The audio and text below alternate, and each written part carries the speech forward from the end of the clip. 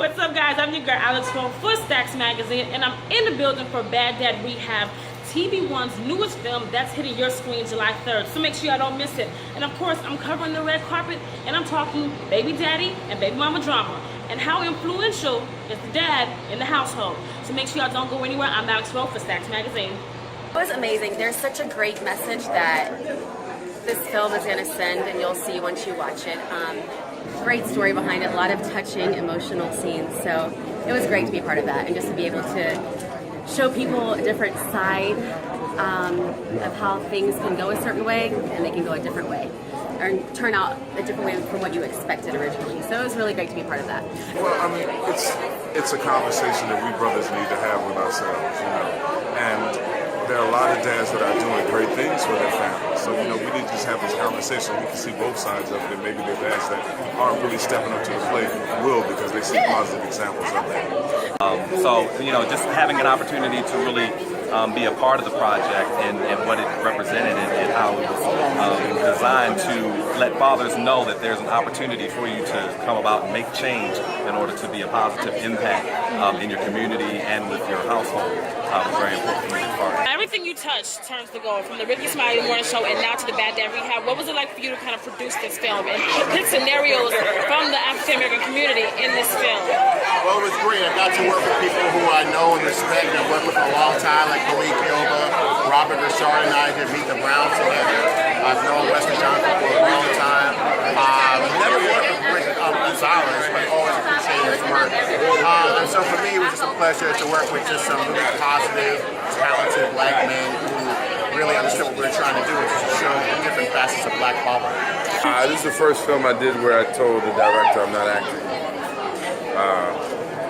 This is very close to my heart, so I started the Foundation for Fathers. There's groups here today like Fathers Incorporated. I don't know any of the other groups, but Fathers Incorporated we've been working with to help get the word out nationally around this important film.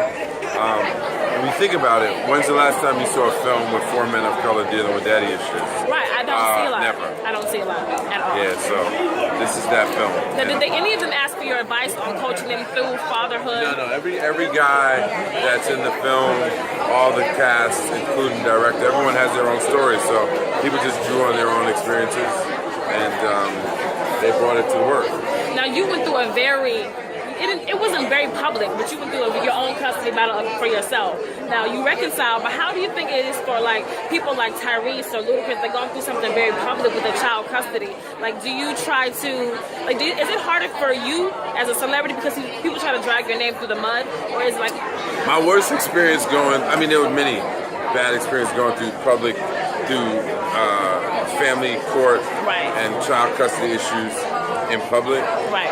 I showed up one day and I took my kid's mom to court for 2 years. Spent a lot of money fighting for custody. Walking out of the elevator one day, running into 2 women that I thought were attractive, and the elevator door opens. I look at them like, wow, she's kind of cute.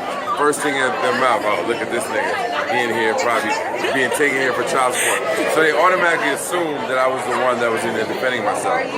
So those kind of perceptions where people don't always think that the men are stepping up, but a lot of men do step up. So this film does that.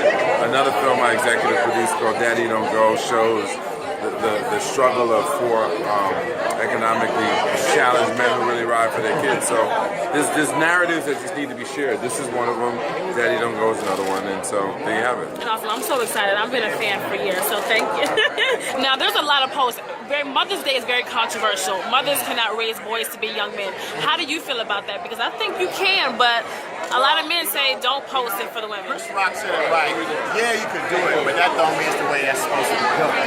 So yes, absolutely, without question, mothers can raise strong, intelligent, successful black women.